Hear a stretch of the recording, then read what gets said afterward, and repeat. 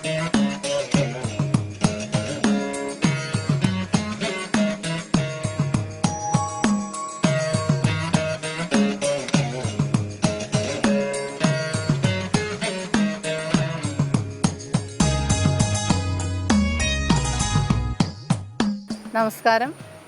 ഇന്ന് വളരെ സാധാരണമായിട്ട് കാണപ്പെടുന്ന ഒരു രോഗാവസ്ഥയാണ് തലവേദന എന്ന് പറയുന്നത്. തലവേദന പല രീതിയിലും പല രോഗങ്ങളോടനുബന്ധമായിട്ടും പല ഏജ് ഗ്രൂപ്പിനും കാണപ്പെടുന്ന ഒരു രോഗാവസ്ഥയാണ്. ഇന്ന് നമ്മൾ സംസാരിക്കാൻ പോകുന്നത് തലവേദനയെക്കുറിച്ചാണ്. തലവേദന എന്ന് ഒറ്റ വാക്കിൽ പറയുമ്പോൾ തലയുടെയും അതിനോട് റിലേറ്റഡ് ആയിട്ട് വരുന്ന ഭാഗങ്ങളിലൊക്കെ സ്പ്രെഡ് ചെയ്ത് അല്ലെങ്കിൽ വ്യാപിച്ച് കാണുന്ന വേദനയാണ്.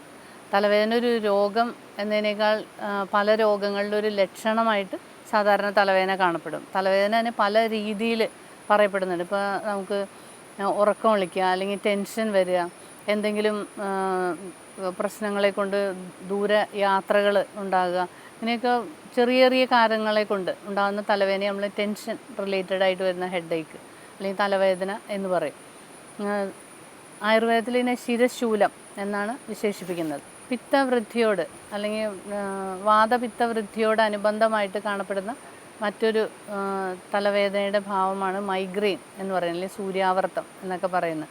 രാവിലെ ഉണർന്നെണീക്കുമ്പോൾ ശക്തമായിട്ട് തലവേദന തുടർന്ന് ഗ്രാജുവലായിട്ട് അത് കുറയുന്ന അവസ്ഥ. പിന്നെ മറ്റൊരു തലവേദനയാണ് സൈനസ് റിലേറ്റഡ് ആയിട്ട് വരുന്നത്. കഫക്കെട്ട് വന്നിട്ട് സൈനസ് ഗ്രന്ഥികളിൽ കഫം നിറഞ്ഞിട്ട് വരുന്ന ഒരു തലവേദനയാണ് സൈനസ് റിലേറ്റഡ് ആയിട്ട് വരുന്ന തലവേദന എന്ന് പറയുന്നത്. ഇതിനെല്ലാം തന്നെ ചികിത്സകൾ ആയുർവേദത്തിൽ വളരെ ഫലപ്രദമായിട്ടുള്ള ചികിത്സകൾ തലവേദനയ്ക്കായിട്ട് പറയപ്പെടുന്നുണ്ട്.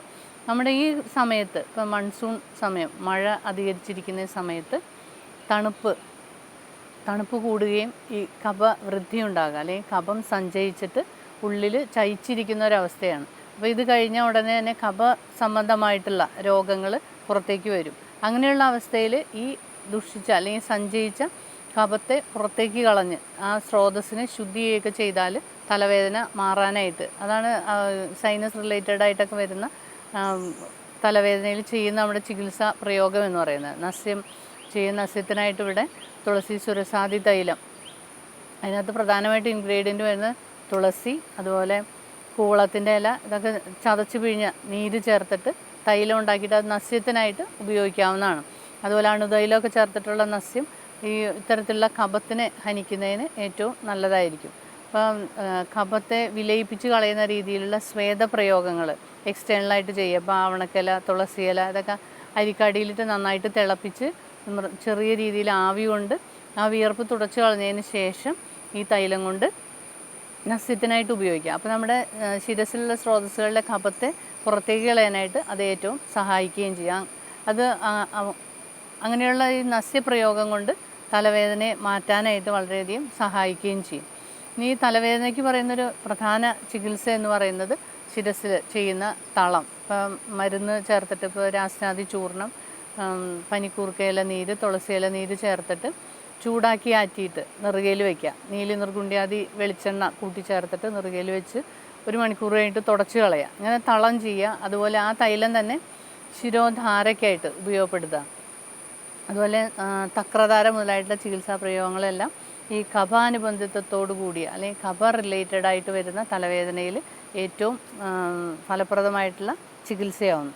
ഇനി ഇവിടെ നമുക്ക് കഴിക്കാനായിട്ട്, ഇപ്പോൾ നമ്മൾ പലപ്പോഴും അങ്ങനെയുള്ള കഫത്തിനെ പുറത്തേക്ക് കളയാനായിട്ട് ചെയ്യുന്ന ഒരു വിരേചന നസ്യമാണ് ഈ പറഞ്ഞ പ്രക്രിയ ഉണ്ട്, അല്ലെങ്കിൽ പഞ്ചകർമ്മങ്ങൾ വരുന്ന നസ്യപ്രയോഗം കൊണ്ട് നമ്മൾ ചെയ്യുന്നത്.